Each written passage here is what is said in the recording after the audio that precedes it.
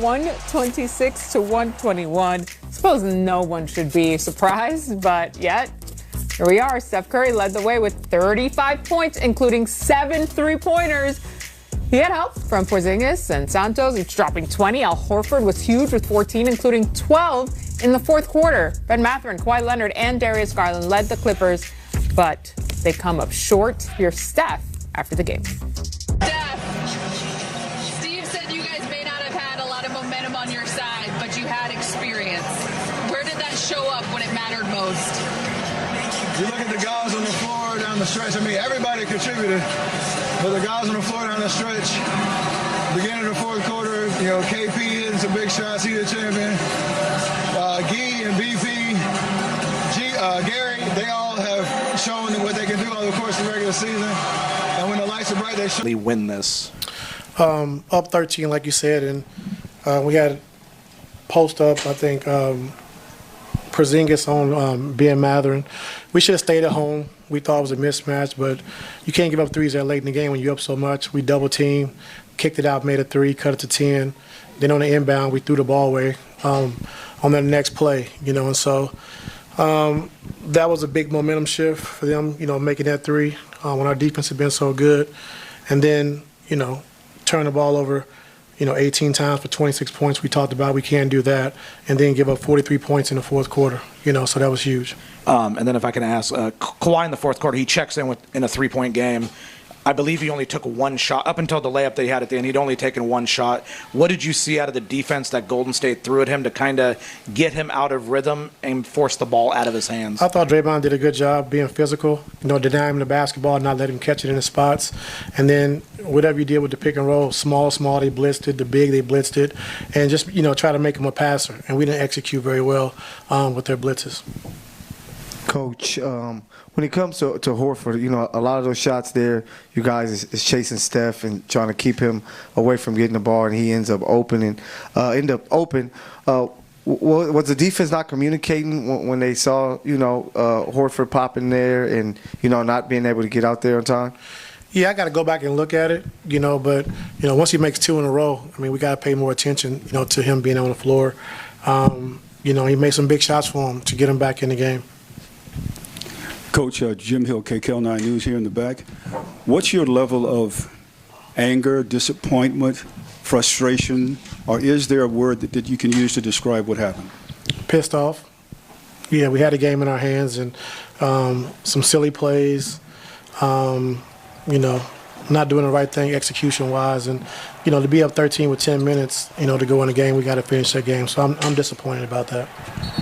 Ty, with your experience in the playoffs as a player and a coach, is this one of those situations where a team that had some serious playoff pedigree made the plays in crunch time and it was just who they are still? Yeah, you could feel that. You could feel that, when we increased the lead, they never, wavered with their confidence. And they execute, and they've been together for a while, and they run good stuff, And so when they're executing at a high level and, you make some mistakes, they're going to make you pay, like we talked about before the game. And they was able to do that.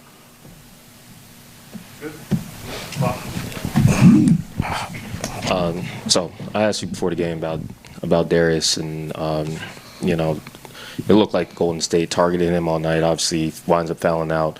Felt like that threw rotations off. How do you kind of assess what happened there, and how do you get him to get over this as you go into the future with him? No, it was hard because offensively he had it going. Like you said, getting foul trouble. 4 fouls early in the third, and then got his 5th foul.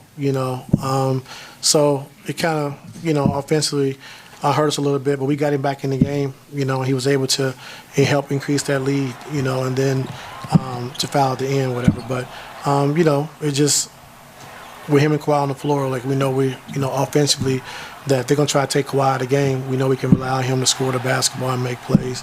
And it's unfortunate he can only play 31 minutes because of foul trouble. I do want to ask, because Kawhi's going into the last year of his contract. You guys do have Darius under contract going forward as well.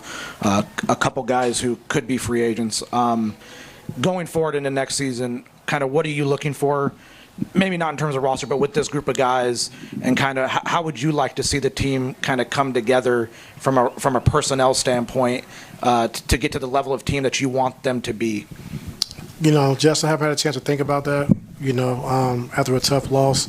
Love the group we have. To have a training camp, to have a preseason together, things could be different, as far as execution-wise, to be able to do different things, to put in a package for DG, to do some different stuff. So everything just was so fast this season. It couldn't really stop and take time to really, implement what you wanted to implement, guys catching up with the defensive stuff.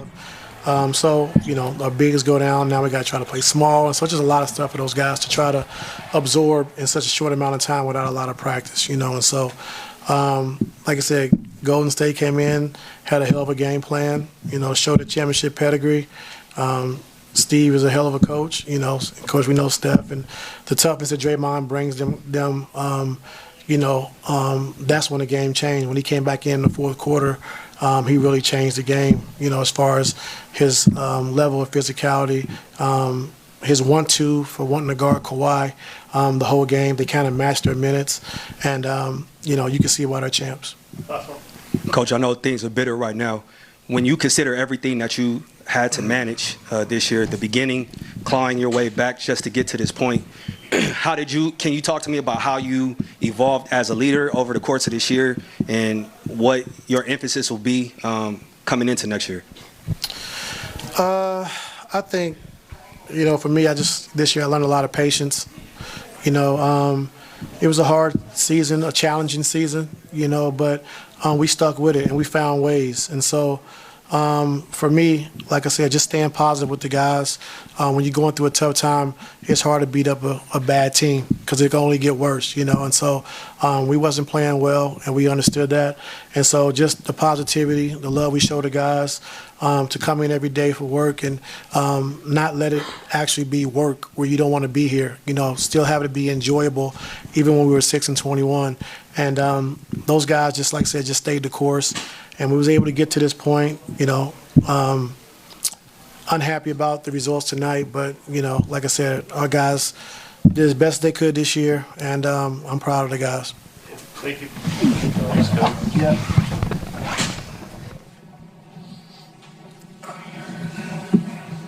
Steve, how would you describe Steph and Draymond down the stretch there tonight? I've been watching them for 12 years. There's a reason we have 4 championships, and it's the competitiveness, the heart, the will, and just it's been such a tough year. But to just show what they're made of, what we're made of, and there were a lot of guys who came through. So obviously the spotlight is on them because of everything they've accomplished. But I just told them it was, with all the wins we've ever had here, with a lot of them with a lot more at stake, this is right up there. Just because, of where we are and our age and our, the decline of our performance this year, the injuries, it was just a display of, just a beautiful display of competitive will, and this is why Steph came back. So everybody out there who thought Steph should have taken the rest of the year off, this is what he does. This is who he is. If he can compete, he's going to compete, and it was just incredible to watch. You talked pregame about kind of the unspoken understanding, y'all are near the end. How much, down the stretch are you kind of thinking about that, and when you're celebrating, thinking about at least enjoying a night like this one more time? Just all I'm thinking about is how proud I am of the guys to really show what they're made of, and the fact that we're still alive. We've got to go to Phoenix now and try to get another one, and get ourselves in the playoffs.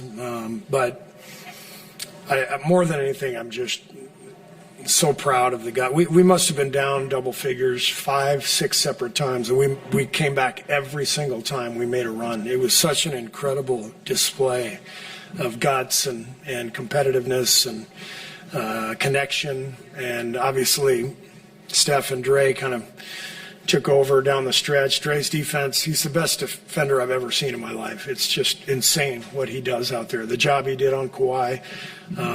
I thought our coaches did a really good job with the game plan to blitz Kawhi and try to put a crowd around him. And so the preparation was good, and the players really followed through. And for one night, you know, we're us. We're champions again, you know. And I know that may sound crazy to everybody out there. It's a play-in game. I don't care.